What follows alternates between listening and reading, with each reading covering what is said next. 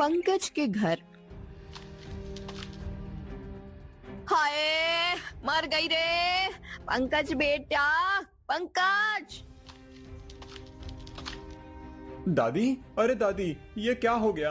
आप गिर कैसे गईं?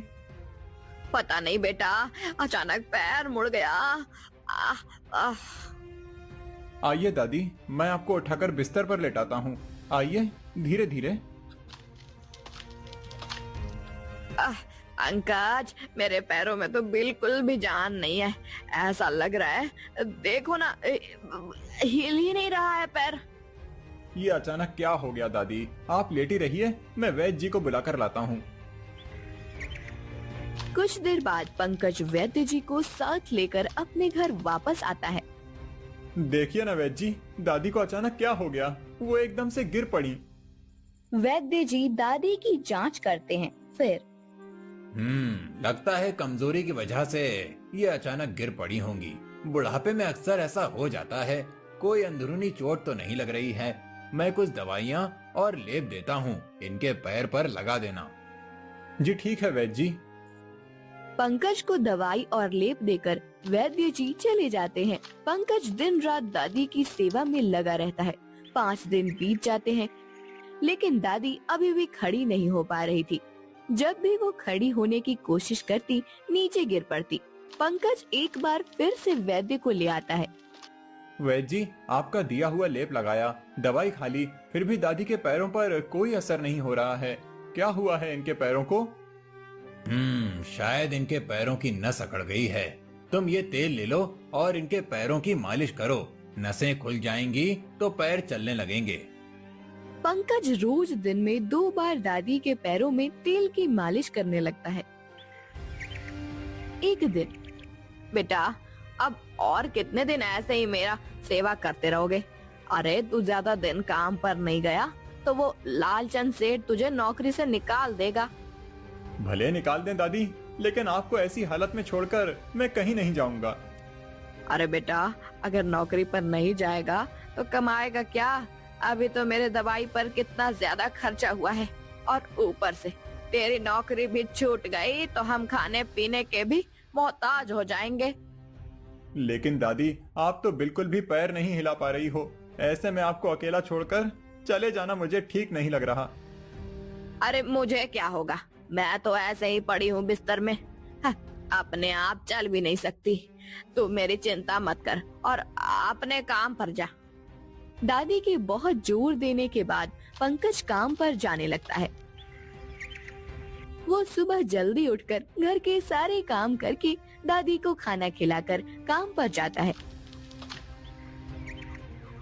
और शाम को घर लौटने के बाद भी सब काम करके दादी के पैरों की मालिश करता है।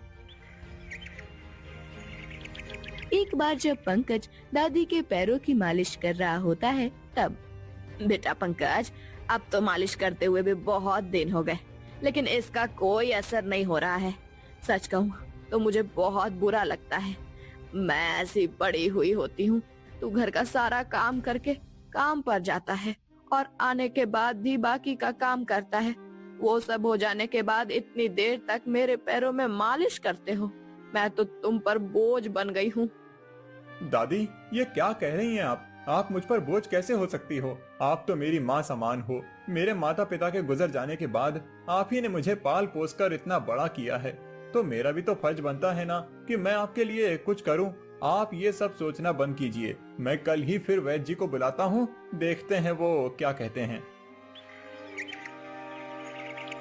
अगले दिन फिर वैद्य जी पंकज के घर आते हैं। समझ नहीं आता कि आखिर हुआ क्या है। इस तेल की मालिश का असर भी नहीं हो रहा है। तो क्या वैद्य जी, दादी की इस बीमारी का कोई इलाज नहीं? दादी हमेशा के लिए अपाहिज बन जाएंगी? लगता तो ऐसा ही है। कोई भी दवा, लेप या तेल इनके पैरों पर असर नहीं कर रहा है। लेकिन दादी के पैरों की शक्ति अचानक जा कैसे सकती है? दादी अच्छी भली चल तो रही थी। कभी कभी कोई पुरानी चोट या पुराना लगा हुआ कोई मार कई साल के बाद बाहर आता है। शायद तुम्हारी दादी की भी ऐसी ही चोट होगी, जो उस वक्त नजरअंदाज हो गई थी, लेकिन अब उस चोट ने अपना रंग दिखाया है। नहीं नहीं वैद्य जी, ऐसा मत कहिए। मेरी दादी हमेशा के लिए अपाहिज नहीं हो सकती। उन्हें चलना होगा। कोई तो उपाय होगा, कोई तो इलाज होगा उन्हें ठीक करने का। बेटा, मेरे पास तो इसका कोई इलाज नहीं। तो किसके पास है? बताइए वैद्य जी, मैं अपनी दादी के लिए दुनिया में कहीं भी जाने के लिए तैयार हूँ। मेरी दादी किसी भी तरह ठीक हो जाएं बस। हमारे राज्य से दूर सुंदरवन नाम का एक जंगल है। उस जंगल में एक साधु रहते हैं, बहुत सिद्ध हैं। आज तक उन्होंने कई मरीजों का इलाज किया है, जिनकी बीमारी का इलाज बड़े बड़े वैद्य के पास भी नहीं होता है। अच्छा, तो मैं अभी उनके पास जाता हूँ, उनसे अपनी दादी के लिए दवाई लेकर आता हूँ। वहाँ जाना इतना आसान नहीं है बेटा।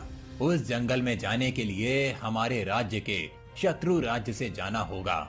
और तुम्हें तो पता है, महाराज त्रिभुवन दूसरे राज्य के पंछी को भी अपने राज्य में कभी नहीं आने देता। तो उनके राज्य को पार करके सुंदरवन तक कैसे जा पाओगे? मैं कुछ भी करूंगा वैद्य जी, लेकिन अपनी दादी का इलाज करके रहूंगा। दादी के लिए मुझे कोई भी बलिदान देना पड़े तो भी मैं पीछे नहीं हटूंगा। अगली सुबह पंकज सुंदरवन जाने के लिए निकल जाता है। 2 दिन चलने के बाद वो अपने राज्य की सीमा से बाहर आता है।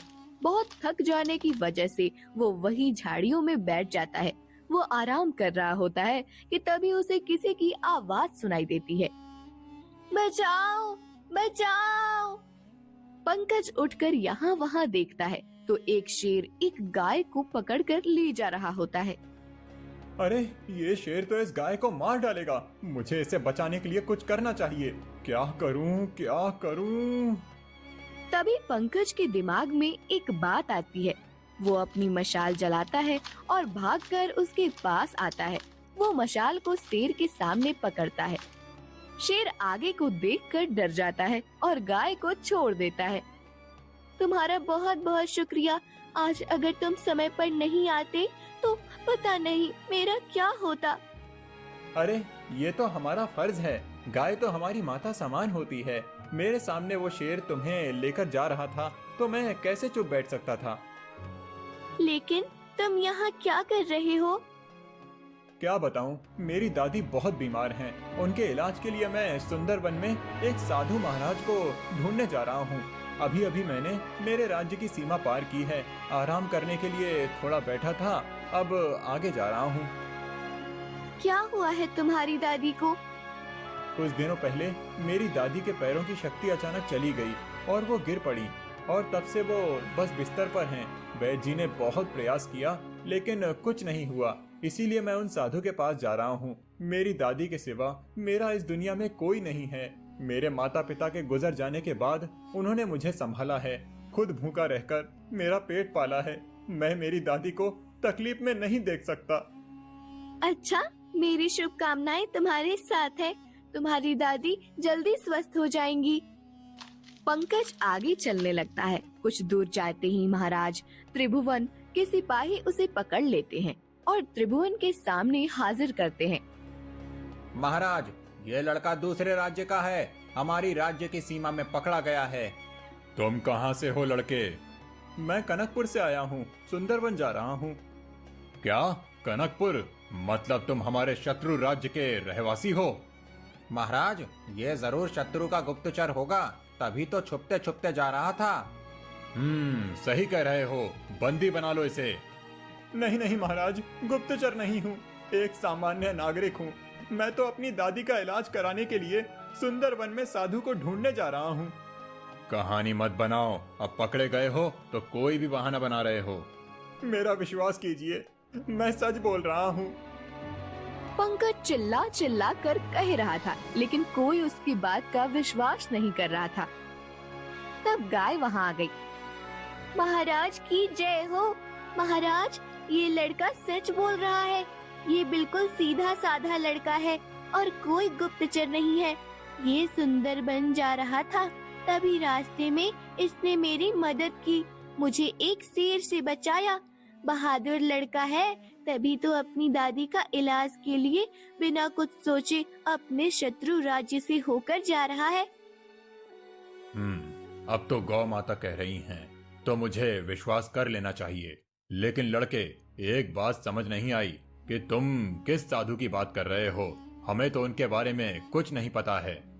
महाराज, हमारे गांव के वैद्य जी ने बताया कि सुंदरवन गांव के जंगल में एक साधु महाराज रहते हैं। उनके पास सभी बीमारियों का इलाज होता है।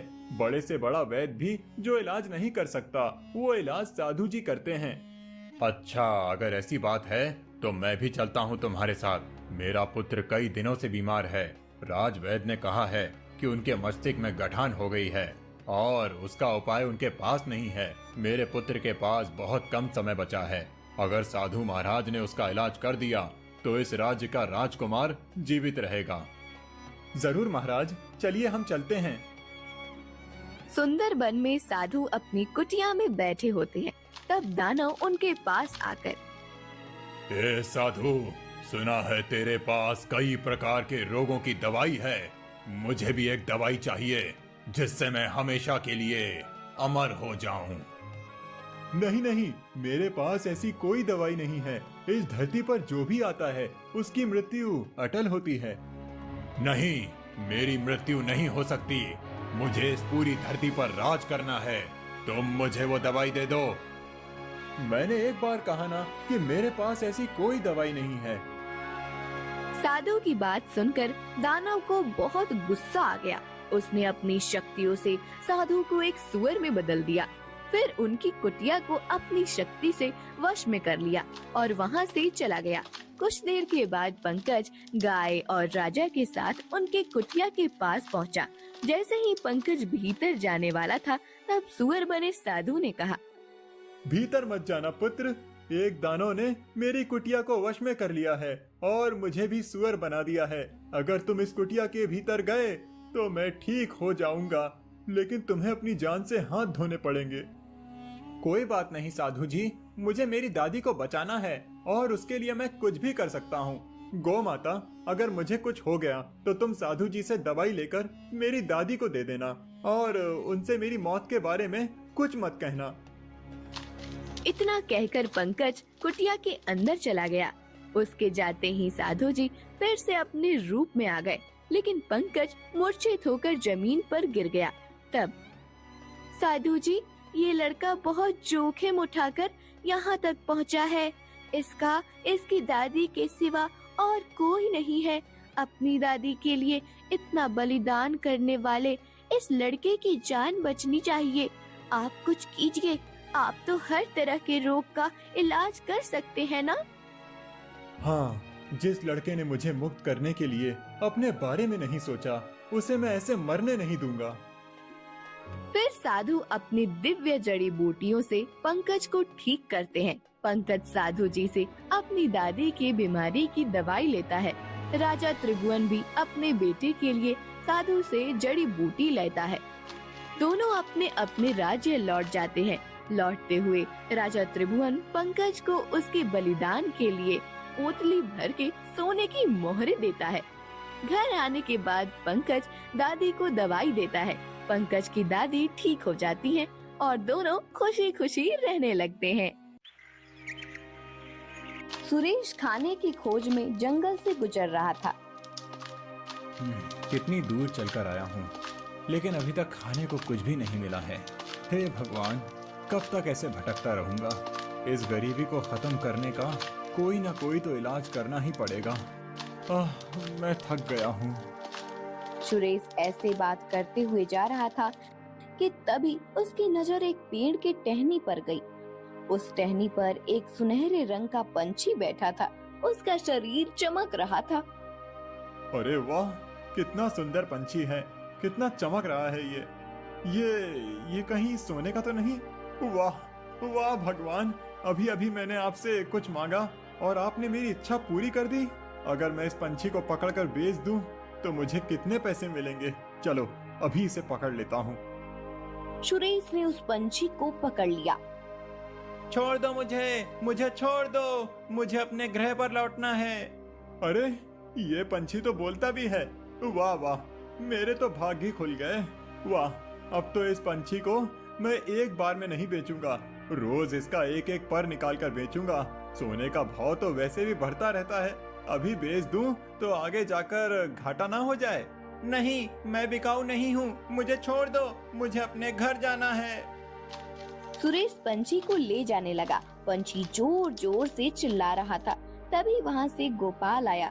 गोपाल अपने बैलगाड़ी पर अपने खेत में उगा हुआ अनाज शहर में बेचने जा पंछी को चिल्लाते हुए देखने लगा। अरे ये क्या, तू इस पंछी को पकड़कर कहाँ ले जा रहा है? तुमसे मतलब, ये मेरा पंछी है, मैं इसके साथ कुछ भी करूं? लेकिन ये पंछी तो तुम्हारे हाथ में बहुत चिल्ला रहा है। ये आदमी मुझे जबरदस्ती पकड़कर ले जा रहा है। मैं यहाँ दूसरे ग्रह से गलती से आ गया था। मैं अपने घर की खोज में भटक रहा हूँ, लेकिन ये आदमी मुझे बेचने के लिए अपने साथ ले जा रहा है। नहीं, मैं तुम्हें ऐसा नहीं करने दूंगा।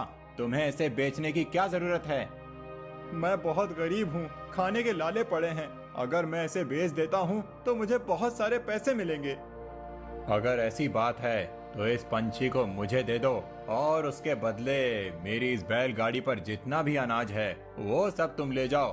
बस इस पंछी को मुझे दे दो, मैं इसे सुरक्षित घर पहुंचा सकता हूँ। सुरेश गोपाल की बैलगाड़ी पर देखता है। वैसे कितना अनाज होगा ये? तुम 1 महीने तक आराम से खा सकते हो, इतना अनाज है ये। सुरेश ने सोचकर हाँ कर दी और सुनहरे पंछी को गोपाल को दे दिया। गोपाल पंछी को अपने साथ घर ले जाने लगा। तुम चिंता मत करो, मैं तुम्हारी मदद करूंगा। उस दिन से गोपाल रोज अपने खेत में जाते हुए पंछी को अपने साथ ले जाता। एक दिन जमींदार का बेटा गुलाब कुमार खेत से गुजर रहा था। तब उसने उस सुनहरे पंछी को देखा और अरे ये कौन सा पंछी है तुम्हारे पास? कहाँ से मिला तुम्हें? सरकार, ये जंगल के पास मिला। एक आदमी उसे पकड़कर बेचने के लिए जा रहा था। इसे अपने घर लौटना है। मैं इसकी मदद करने के लिए मेरे साथ लाया हूँ। अच्छा, तो अब इसे मुझे दे दो, मैं इसकी मदद करूँगा। लेकिन सरकार, लेकिन वेकिन कुछ नहीं। तुम जो ये खेत से कमाते हो उसके लिए तुम्हारी मदद तो मेरे जमींदार पिताजी ही करते हैं ना। अगर वो तुम्हें जरूरत के वक्त कर्जा ना दें तो तुम कुछ नहीं कर पाओगे। इस पंछी को मैं ले जा रहा हूँ। गुलाब कुमार अपना रोब दिखाकर सुनहरे पंछी को ले गया। उसने अपनी हवेली में आकर अपनी बहन सावनी को वो पंछी भेंट में दिया। सावनी, ये लो, मेरी तरफ से तुम्हारे लिए एक सुंदर सी भेंट। अरे भैया, ये तो बहुत सुंदर है। ये कहाँ मिला आपको? वो सब छोड़ दो, तुम्हें अच्छा लगा यही बहुत है। सावनी अब रोज उस पंछी के साथ खेलने लगी। पंछी भी सावनी से बहुत बातें करता था। पंछी अब सावनी के साथ घुल मिल गया था। एक दिन सावनी अपने दोस्तों के साथ खेलते खेलते बहुत दूर आ गई। तभी एक दीवार के पीछे से उसे घुंघरू की बहुत मधुर आवाज आई। सावनी उस दीवार के पीछे देखने की कोशिश करने लगी। तभी अचानक वो उस दीवार के अंदर समा गई। पंछी ये सब देखकर उड़ते हुए गुलाब कुमार के पास आया। गुलाब कुमार, सावनी को उस दीवार ने निगल लिया। ये क्या बोल रहे हो तुम? दीवार कैसे किसी को निगल सकती है? मैं सच कह रहा हूँ। गुलाब कुमार ने पंछी की बात पर ज्यादा ध्यान नहीं दिया। बहुत देर हो गई, फिर भी सावनी लौटी नहीं थी। अब गुलाब कुमार को उसकी चिंता होने लगी। उनके पिताजी जमींदार महेंद्र प्रताप किसी काम से गांव से बाहर गए थे। गुलाब कुमार पंछी को बुलाकर उसी जगह पर गया जहां सावनी गायब हो गई थी। इसी दीवार में सावनी समा गई थी। अच्छा, मैं देखता हूँ। गुलाब कुमार उस दीवार के पीछे झांक कर देखने लगा। उसी समय वो भी उस दीवार में समा गया। उस रहस्यमयी दीवार को देखकर पंछी भी डर गया था। अगले दिन महेंद्र प्रताप लौट आया। पंछी ने उसे उसके दोनों बच्चों के बारे में बताया। पंछी के साथ महेंद्र प्रताप पास आया। ये वही दीवार है ना? मैं इस दीवार को ही तोड़ देता हूँ। महेंद्र प्रताप ने दीवार तोड़ने के लिए हथियार उठाया। तभी दीवार से आवाज आई। मुझे मत तोड़ना, मैं एक रहस्यमयी दीवार हूँ। मुझे जानबूझकर एक शैतान ने बनाया है। तुम अगर उस शैतान को हराने में कामयाब हो गए तो मैं अपने आप ही गायब हो जाऊंगी। लेकिन उस शैतान को हराना इतना भी आसान नहीं है। पहले तुम्हें उसके चमत्कारी कौवे को मारना होगा। उसके बाद तुम्हें एक गुफा में एक तपस्वी मिलेंगे और फिर शैतान, तुम्हें कैसे भी करके उससे बचना होगा, उसे परास्त करना होगा। महेंद्र प्रताप अपने बच्चों के लिए कोई भी खतरा मोल लेने को तैयार था। वो दीवार के अंदर चला गया। जैसे ही वो अंदर गया, एक बहुत बड़ा कौवा काव काव करके उसके पास आया। महेंद्र प्रताप ने अपने पास के चाकू से उसके पर काट दिए। कौवा जख्मी होकर नीचे गिर गया। फिर महेंद्र प्रताप उस गुफा के अंदर चला गया जहाँ तपस्वी जी को बांध कर रखा था। तपस्वी जी, आपकी ऐसी हालत! क्या बताऊं पुत्र, मैं ये एक दुर्लभ जड़ी बूटी लेने आया था।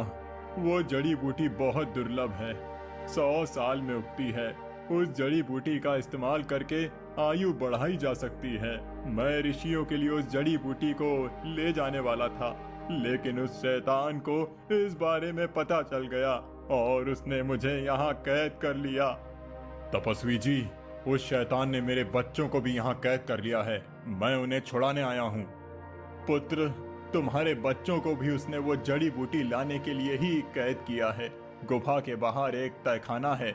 उस तहखाने में वो दिव्य जड़ी बूटी है, लेकिन वहाँ जाने का रास्ता आसान नहीं है और अगर उस शैतान ने तुम्हें पकड़ लिया तो वो तुम्हें मार डालेगा। फिर क्या करूं?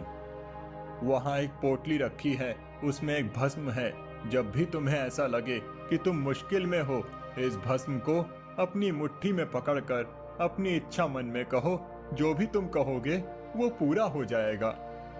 महेंद्र प्रताप ने उस भस्म की पोटली को उठाया और तहखाने के पास पहुंचा। उसने देखा कि उसके दोनों बच्चे वहां बेहोश पड़े हुए हैं। इस भस्म को हाथ में लेकर मैं अच्छा कहता हूँ कि मेरे दोनों बच्चे जल्दी से जल्दी ठीक हो जाएं। महेंद्र प्रताप ने ऐसा कहकर उस भस्म को अपने बच्चों पर छिड़का। सावनी और गुलाब कुमार दोनों उठकर खड़े हो गए। उन दोनों को जिंदा देखकर महेंद्र प्रताप खुश हो गया। फिर वो जड़ी बूटी लेने आगे जा रहा था कि तभी एक सांप वहां आ गया। ये सांप अभी के अभी एक रस्सी में बदल जाए। सांप रस्सी में बदल गया। फिर महेंद्र प्रताप ने उस जड़ी बूटी को तोड़कर अपने एक हाथ में पकड़ लिया। बच्चों को साथ लेकर महेंद्र प्रताप जाने लगा। शैतान उनके सामने आकर खड़ा हो गया। आखिरकार ये जड़ी बूटी तुझे मिल ही गई। दे ये जड़ी बूटी, मुझे दे दे। इस जड़ी बूटी को खाकर मैं अपनी आयु बढ़ाऊंगा।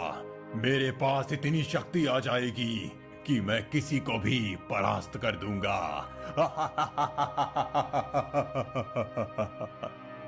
मैं ये जड़ी बूटी तुझे नहीं दूंगा। ये जड़ी बूटी तुझ जैसे शैतान के लिए नहीं है। क्या कहा तूने? तू नहीं देगा? अरे तू नहीं देगा तो मैं इसे तुझसे छीन लूंगा। देखता हूँ तू मुझे कैसे रोकता है। शैतान महेंद्र प्रताप के पास आया और उसने उसके हाथ से जड़ी बूटी छीन ली। जैसे ही वो जड़ी बूटी खाने जा रहा था, तभी महेंद्र प्रताप ने भस्म को हाथ में लिया और मैं इस दिव्य भस्म से विनती करता हूँ कि अभी इसी पल ये शैतान एक बड़े पत्थर में बदल जाए और सदा के लिए पत्थर बना रहे। महेंद्र प्रताप ने ऐसा कहकर भस्म को शैतान के शरीर पर डाल दिया। उसके ऐसा करते ही शैतान एक बड़े पत्थर में बदल गया। महेंद्र प्रताप ने जड़ी बूटी को उठाया और तपस्वी जी के पास आया। उसने तपस्वी जी को छुड़ाया और ये लीजिए तपस्वी जी, आपकी जड़ी बूटी। तुम्हारा बहुत बहुत आभार पुत्र। अब इस जड़ी बूटी को इस्तेमाल करके कई ऋषियों की आयु बढ़ जाएगी और वो अपने ज्ञान का उपयोग समाज के कल्याण के लिए करेंगे। महेंद्र प्रताप अपने दोनों बच्चों के साथ दीवार के बाहर आ गया। तपस्वी जी भी वहां प्रकट हो गए। उनके बाहर आते ही दीवार गायब हो गई। फिर पुत्र, तुम्हारी वजह से ये जगह उस शैतान के चंगुल से मुक्त हो गई है। तुम्हारा कल्याण हो। तपस्वी जी, अगर इस सुनहरे पंछी ने मुझे आकर इस दीवार के बारे में नहीं बताया होता तो शायद मैं कुछ नहीं कर पाता। इस चमत्कारी पंछी की वजह से ये सब हो पाया है। तपस्वी जी, ये पंछी अपने घर लौटना चाहता है लेकिन रास्ता भूल गया है। आप कृपया इसकी मदद करें। इस पंछी को उत्तर दिशा में छोड़ दीजिए, वहीं उसके घर जाने का रास्ता उसे मिल जाएगा। तपस्वी जी की बात सुनकर महेंद्र प्रताप, सावनी और गुलाब कुमार उत्तर दिशा में आ गए। उन्होंने पंछी को छोड़ दिया। पंछी उड़ते हुए गोपाल के खेत में आया। दोस्त गोपाल, मुझे रास्ता मिल गया है। महेंद्र प्रताप के कहने पर एक तपस्वी जी ने मुझे वो रास्ता बताया है। मैं अपने घर जा रहा हूँ। अरे वाह, ये तो बहुत अच्छी बात है। तुम अपने घर लौट जाओ, इससे खुशी की बात और क्या हो सकती है। गोपाल, तुमने मुझे उस सुरेश से बचाया और अपने घर प्यार से रखा। ये लो, मेरे कुछ सुनहरे पंख हैं, तुम इन्हें अपने पास रखो